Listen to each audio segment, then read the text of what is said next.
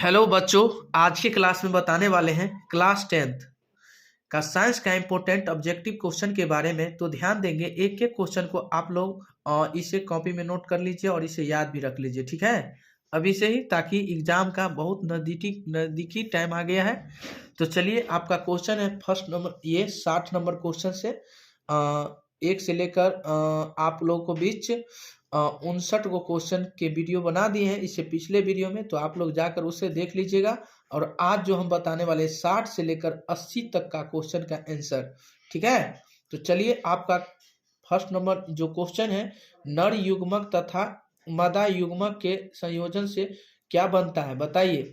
तो बीज बनता है कि जायगोट बनता है, शुक्राणु, अंडाणु। तो बताइए, इसका 60 का आपको फाइनली आंसर जो हो जाएगा, आपका फाइनली आंसर जायगोट बनता है। क्या बनता है? जायगोट बनता है। तो आपको 60 का बी ऑप्शन क्या हो जाएगा, फाइनली आंसर हो जाएगा, ठीक है। चलिए, 61 नंबर क्वेश्चन है, देखिएगा। पादप अपशिष्ट संचित रहते हैं, तो बताइए कोशिक यानी कोशिकीय रिक्ताओं में, और बताइए पतियों में, छाल में, इनमें से सभी। तो इसका फाइनली आंसर हो जाएगा डी ऑप्शन। क्या होगा? इनमें से सभी। क्या हो जाएगा? इनमें से सभी हो जाएगा, ठीक है। 62 नंबर क्वेश्चन, बताइए सामान्य अनुशीतलन रक्त दाब होता है 130 mm, 120 mm, 100 mm, 80 mm। तो बताइएगा 62 का मोस्ट इंपोर्टेंट क्वेश्चन हो जाएगा 80 mm हो जाएगा मिनिमम, ठीक है ना। आइए, अगला नंबर क्वेश्चन है आपका मोस्ट इंपोर्टेंट क्वेश्चन कि मनुष्य, बिल्ली तथा यानी चमगादड़ के यानी अग्रपाद हैं, तो किस चीज में है अग्रपाद, बताइएगा।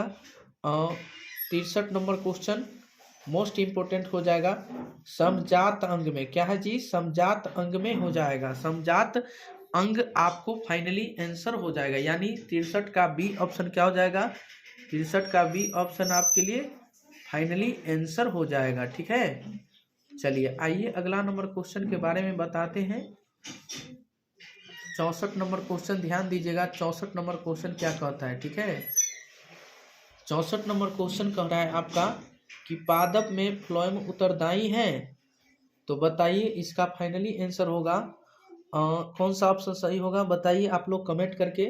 भोजन संवहन द्वारा। क्या होगा? भोजन संवहन द्वारा, यानी 64 का डी ऑप्शन आपका फाइनली आंसर हो जाएगा।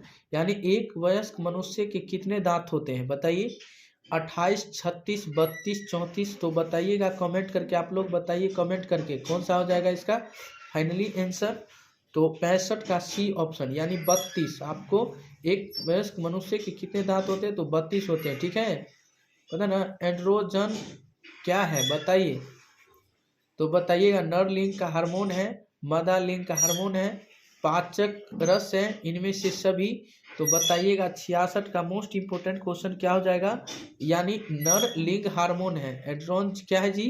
नर लिंग का एक क्या है, हार्मोन है, ठीक है। आइए अगला नंबर क्वेश्चन है 67 नंबर क्वेश्चन। न्यूरॉन का वह हिस्सा जहाँ जानकारी हासिल की जाती है, तो बताइए न्यूरॉन का मतलब वो हिस्सा जो होता है जहाँ जानकारी हासिल की जाती है, तो कहाँ पे मतलब की जाती है, बताइए।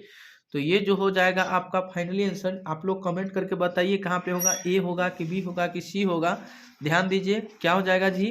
तो इसका यानी डेंड्राइट हो जाएगा, ठीक है, यानी 67 का सी हो जाएगा, ठीक है। आइए अगला नंबर क्वेश्चन है आपके लिए 68 नंबर क्वेश्चन पे ध्यान दीजिएगा आप लोग।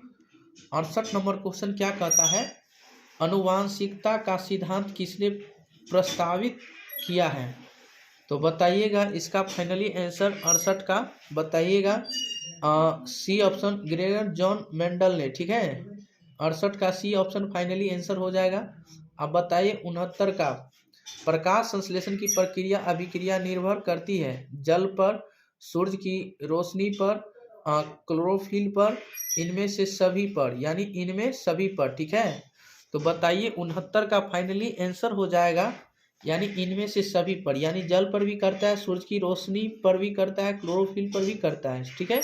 गुर्दे में उत्पादित मूत्र मूत्राशय में जाता है, तो मूत्र मार्ग से, मूत्र वाहिनी से ए एवं बी दोनों से, इनमें से कोई नहीं। तो बताइए 70 का मोस्ट इम्पोर्टेंट हो जाएगा आपका फाइनली आंसर सी ऑप्शन, यानी क्या होगा जी, यानी ए और बी दोनों हो जाएगा, मूत्र मार्ग से भी और मूत्र वाहिनी से भी हो जाएगा। ठीक है, 70 का सी ऑप्शन आपको फाइनली आंसर हो जाएगा। चलिए अगला नंबर क्वेश्चन ध्यान दीजिएगा। अगला नंबर क्वेश्चन क्या कहता है जी,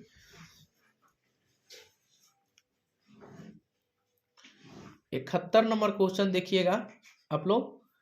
रक्त क्या है, यानी रक्त जो है ना वो रक्त क्या है जी, तो कोशिका है, पदार्थ है, उत्तक है, इनमें से कोई नहीं। तो बताइए रक्त जो है ना, रक्त क्या है, तो बताइए रक्त क्या है, कमेंट कीजिए आप लोग, कमेंट करके बताइए रक्त क्या है जी।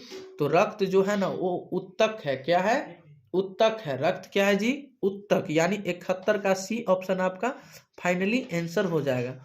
फूल में नर प्रजनन अंग है, बताइए, तो पुंकेसर में, किस में, पुंकेसर में है। तो पुंकेसर आपको किस ऑप्शन में नजर आ रहा है, डी ऑप्शन में, यानी 72 का डी ऑप्शन क्या हो जाएगा, फाइनली आंसर हो जाएगा। ठीक है, द ओरिजिन ऑफ स्पीसीज इनके द्वारा लिखा गया है, किनके द्वारा लिखा गया, बताइए। 73 का फाइनली आंसर आपका हो जाएगा चार्ल्स डार्विन द्वारा, किसके द्वारा, चार्ल्स डार्विन द्वारा हो जाएगा। ठीक है, आइए अगला नंबर क्वेश्चन, मानव आहार नाल का सबसे लंबा भाग, यानी ग्रास नली, बड़ी आंत, छोटी आंत, अमाशय। तो बताइए 74 का फाइनली आंसर हो जाएगा आपका छोटी आंत में। आपसे जो क्वेश्चन पूछ लिया जाए कि मानव आहार नाल का सबसे लंबा भाग कौन सा है, छोटी आंत, क्या है जी, छोटी आंत में। ठीक है, आइए अगला नंबर क्वेश्चन है आप लेके लिए 78 नंबर क्वेश्चन के लिए ध्यान देंगे। 78 नंबर क्वेश्चन क्या कहता है जी, ठीक है, बताइए 75 नंबर ये हो जाएगा आपका 75 नंबर क्वेश्चन, निम्न में से कौन मादा जनन तंत्र का भाग नहीं है, यानी गर्भाशय और शुक्रवाहिका और डिंबवाहिनी का अंडाशय। तो बताइए इसका 75 का फाइनली आंसर क्या हो जाएगा, 75 का आपका बी ऑप्शन क्या हो जाएगा, शुक्रवाहिका, क्या होगा, शुक्रवाहिका आपका फाइनली आंसर हो जाएगा। ठीक है, बताइए किस जीव में हीमोग्लोबिन नहीं होता है, यानी मक्खी में, पक्षी में, मनुष्य में, इनमें से कोई नहीं।